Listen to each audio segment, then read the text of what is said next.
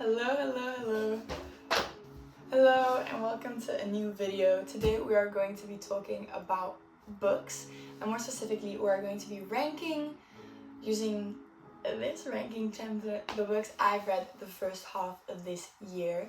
I read a fair bit. I read 24 books last year, and my Goodreads goal for this year is 30, but I'm already at 18, which is I think 2 above where I should be. Not where I should be, but goal. Whatever. So I read a decent bit, not a crazy amount, maybe 2, sometimes 3 books a month. Am I wearing glasses so it looks like I read? Maybe. Do I actually wear glasses? Sometimes. I don't have all the books on me because some I donated because I did not like them, and a couple were read for school. Yeah, let's get straight into it. I'm gonna go chronologically. So the first book I read was The Stone Gods by Jeanette Winterson. This was read for school.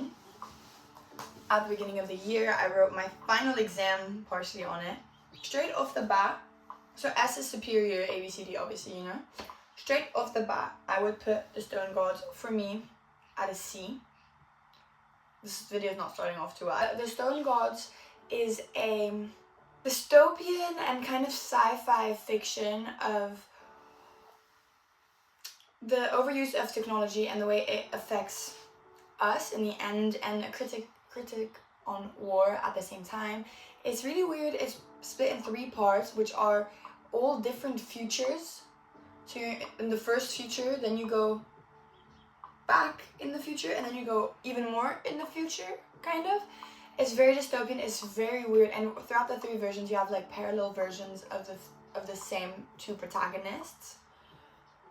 Very interesting, a bit scary, very weird.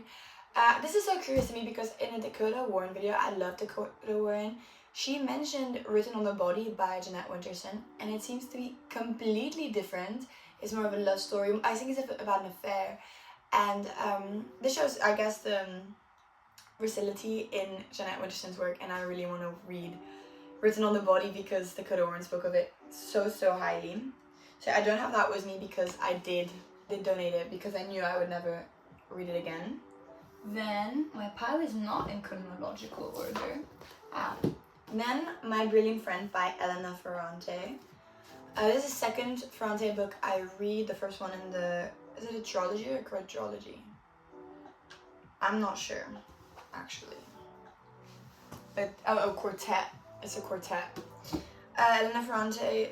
This I would put probably in B or C as well, which is going to surprise a lot of people. This I think won number 1 on the, I think it's the New York Times made a book list of 100 books, favorite books of the 21st century, and this list was composed of different big authors' favorite books, so it's a bit controversial in a sense because it's very biased because you're already choosing big authors who, in a way, there's already what's the word I'm looking for? I don't think this very well represents all the books there, and it's discriminating towards a lot of authors whose books are beautiful but just have not been lucky enough to get the same amount of love as they deserve, because we all know the publishing industry is very tough. Anyway, Elena Ferrante, it takes place in Naples after World War II, and is a portrait of 2 young women seeking to carve out destiny for themselves amongst the story of the city and a country undergoing momentous change. I thought it was very bland. I also think I had very high expectations for this because everyone spoke of it so highly. The character analysis, etc., beautiful, but honestly, if I didn't know this was number 1, I would never ever have guessed that or put it there myself. Then The Picture of Dorian Gray, I've spoken about this before in a video, classic by what's his name, Oscar Wilde. It's a story on sin and beauty and the effects of sin on beauty and on a person as such. Beautifully written. This definitely gets, I think, an A. An A or a superior tier. Oh, let's put it with A for now. Very beautifully written. There's so many underlined segments in here. To the true romantic, background was everything, or almost everything, so that was so relatable. We women love with our ears just as you men love with your eyes, if you ever love at all. Each time that one loves is the only time one has ever loved. It's a beautiful book, I definitely recommend this. It's short also, it's compact, very good. Then, I Who Have Never Known Men by Jacqueline Hartman. This for me is it's an S in idea and skill. It's a B in reading experience. Essentially, it's the story of this young girl who finds herself captured in a cage with, I think it's 20 women, surrounded by guards. And they don't know why they're there, they don't know how they're there, they don't know anything. And then, I can't spoil it, but in case you want to read it. And then, it's basically finding out what makes us human, what makes us woman, and what place do memories hold in our lives and death. And incredible piece of fiction, really smart, really makes you think a lot, very twisted in a way, not at all like thriller or psychological thriller, not at all like that, in case it sounded like that. It makes you think of hope and of our world and what we know as to be normal. I just found it a bit, I think it's very interesting to speak of, to think of. If you have a book club, I would definitely recommend this. It just was not a very enjoyable read. Next is Slow Days, Fast Company, The World of Flesh in LA by Eve Babbitt. I want to read more Eve Babbitt. I thought this summer was going to be the summer of Eve Babbitt, but I've been busy reading other books. I would give this an A. It's a collection of short stories on her life in Los Angeles in the 60s, yeah, in the 1960s, and it's very glamorous, very free. It really made me want to step out of my life, get off my phone and live.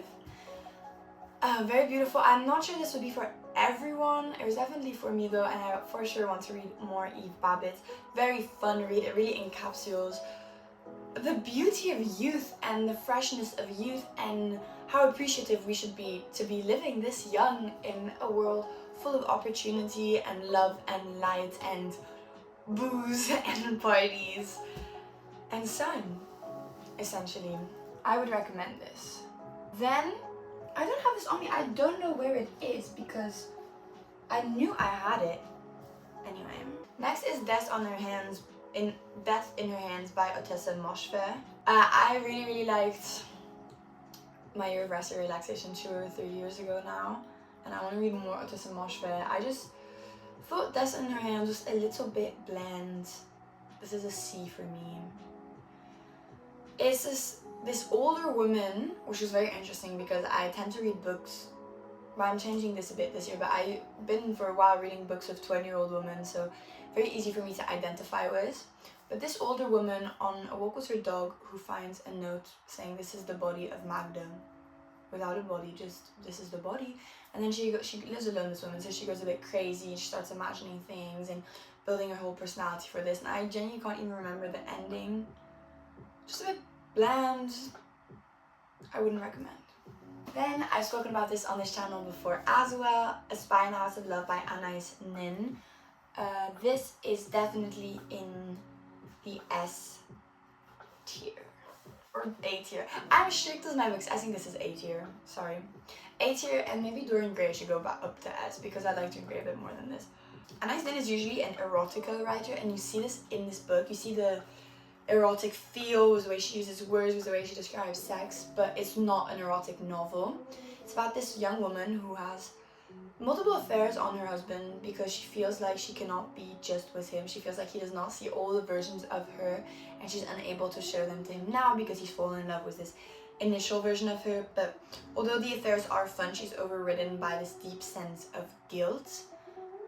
Makes sense. She is doing something morally questionable at the very least. So yeah, good book. Her writing's also beautiful. Let me find, and I want to read so much more on Anais Nin. She's a very interesting character. She danced, she flirted, she whined, she whirled without devotions to his sorrows. A mutual guilt which only an act of love could transmute into something else than a one-night encounter with a stranger. The moon mocked her as she walked back to her empty bed. Beautiful. Then I read Afterlives by Gorna, who won a Nobel Prize. I don't know if it was for this book, or I think it is for this book. This book won a Nobel Prize. Okay, so it takes place in East Africa, which was colonized by the Germans and then later on by the British. And you see these people living amongst war, during war, and all these different narratives. And these are the forgotten parts. Like, these are the parts we do not hear about in history lessons. They're the individual stories. Histories, not history as a whole, but the individual one. Interesting concept. Well written. To me, a bit bland. I would not guess this won a Nobel Prize. I feel like sometimes when books won a lot of praise and they won big titles, Nobel Prizes, literary awards, I feel a bit bad for not appreciating them. I feel like I'm missing something because clearly they are so good, but this is not what this video is about. This is about my rating. So I personally will give this a C. A C. It was not a great experience. I'm sorry. I feel bad. I don't like being harsh. Anyway, then it's The Bell Jar by Sylvia Plath. Finally read this. Really enjoyed it. This gets an A. It is a bit, I must say though, Sylvia Plath is a known racist, and although I do believe that some things need to be considered in the context,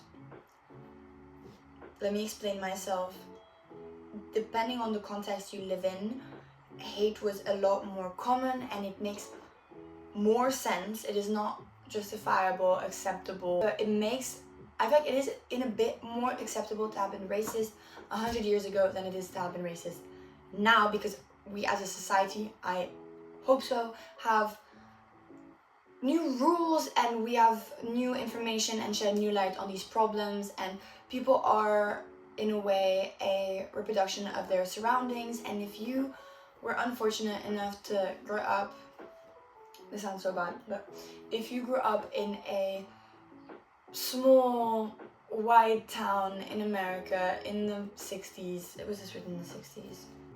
Yeah, or in the 50s, without access to proper education on racism, etc., you will have been brought up under this lens. Is that a good thing? No. Is it different as people nowadays with all this information and all this talk on it? Yes, definitely. So there are the occasional very out of pocket, out of hand, very racist moments which made me go, oh. But the overall book is great, and I think for the time it was written in, it is a shattering book. It is sharp, it is very open to topics of conversation that had not been open to then: mental health, suicidal thoughts. She's also quite funny, the way things are written. I thought this was quite entertaining. I did not expect the book to be the way it was at all. This is still a B though. Did I say B or A? No, this is an A. This is an A. This is an A. A bit up. The Bell Jar by Sylvia Plath, and I want to read more Sylvia Plath. Next is, and I do not have this on me for sad reasons, Call Me By Your Name, which is an S tier book. So is the movie. I feel like Call Me By Your Name can get some hate for being so mainstream. It's popular for a reason, the reason being it's amazing. I haven't read the book yet because I saw the movie, big fan of cinema also. Fell absolutely head over heels in love with the movie, its cinematography, the story, and I was so scared that reading the book would disappoint me. It did not. It did the opposite. The book is beautiful, it is rich, it perfectly encapsulates the obsessiveness that can be love, because love and obsession very much intersect, in my opinion. It is heart-wrenching, it is beautiful, it is such a perfect read. Then I wanted something similar, so I read Lie With Me by Philippe Besson, and I'm a bit upset because I read it in English, not knowing it's a French author. I speak fluent French, should have read it in French. Beautiful book, very similar, A tier.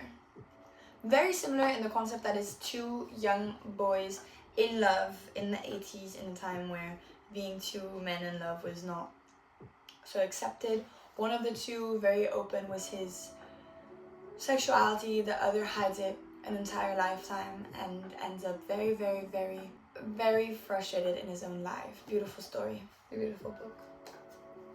Then is The Catcher in the Rye. I do have my copy on me, however, it is absolutely destroyed and I do not want to show it to you because I am embarrassed. I quite like this. I give it a B. I'm a bit strict, but it was good. I liked reading it. It was fun. It's another one of those books that where I heard, and it really shows the melodrama that is teenagehood, the you don't understand me, you know? I like that. I thought it was a bit funny, a bit humoristic in a sense, the way he speaks. You could tell she thought it was a big deal, his being in Hollywood. Almost everybody does. Mostly people who've never read any of his stories. It drives me crazy though.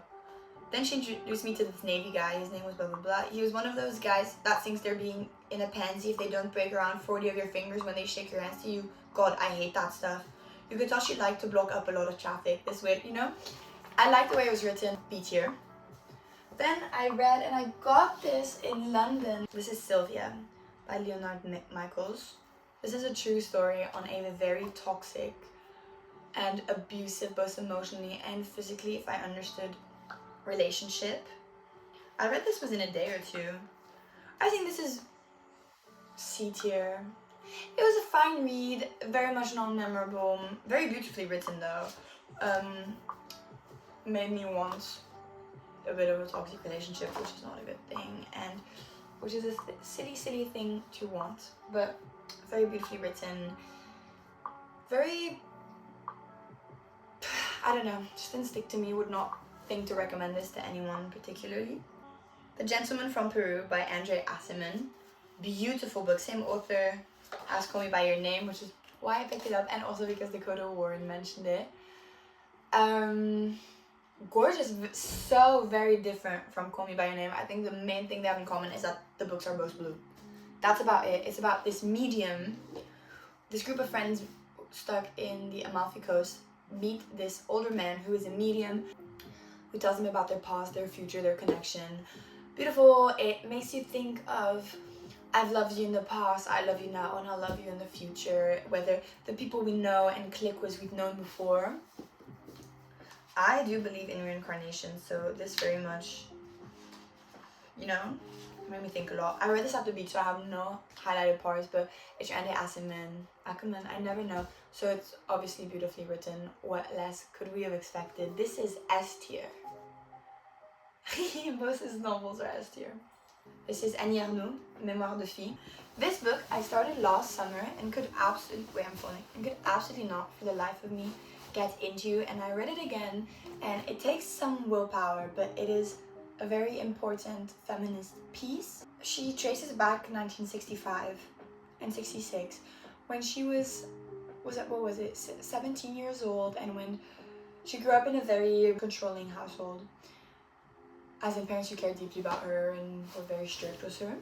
And she goes to this summer camp as a monitor, as a camp counsel, and she has freedom for the first time, and she goes on a couple sexual experiences which she gets judged and slut-shamed for, as women do and women have been for decades. Anyway, this is, I think, S tier in the sense where, again, the reading experience was not the most fun. Sometimes I had to get myself to read, especially in the beginning. Once you get into it, you get into it though.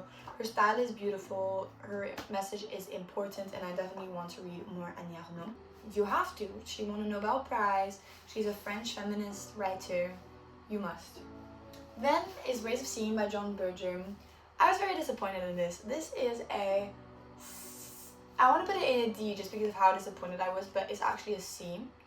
This is a collection of essays on art and art's mission in a way, and how we view art and art's role in our society. We have an essay on how we see things, one on publicity, one on women's roles in art, and one on what art represented back then. I just feel like it was very simple. I don't remember a single thing I learned from this collection of essays. However, it did make me buy the book I'm reading right now, which is Funny Weather by Olivia Lane. That's great. I'll talk about that soon because I just started it. Not the best. The last book, this shouldn't really count because I just finished this in July, which is the beginning of the second half, but whatever, is 100 Years of Solitude, which I also bought in London. This is A tier book. It recounts the story of a family over 100 years, the founding of a town. It's a surrealist novel with a lot of what the hell moments, as surrealist pieces do. And it shows you see these patterns which are so human and stupid. And it's a great book. I think this is an important book to read. A bit much incest for some reason, but everything else, and it's written beautifully. There's parts from the beginning which connect with the back. It's you have to be locked in to read this. This is not a casual, oh, I'm at the beach kind of read. You need to be locked in, especially because there's a family tree in this book, because they all have the same variation of names. We have José Arcadio, then we have José Arcadio Bonita, then we have José Arcadio, then we have Arcadio, then we have Aureliano José, then we have José Arcadio Segundo, then we have José Arcadio. These are all like, you know, and there's more. So you have to be really locked in. But this was a pretty good book, which I definitely understand why it is so loved. This is by Gabriel Garcia Marquez. Yeah, these are the books I've read this first half of the year. I have many more I want to read. Right now I'm reading Funny Weather, as I mentioned, and Mrs. S by, the author is called Patrick, like that's their last name, which was recommended by Dakota Warren also. So I'll keep you guys updated on the books I read. If you disagree with some of my opinions, let me know. If you agree, let me know. If you have recommendations, let me know. Thank you for being here. Like, follow, subscribe. Bye bye.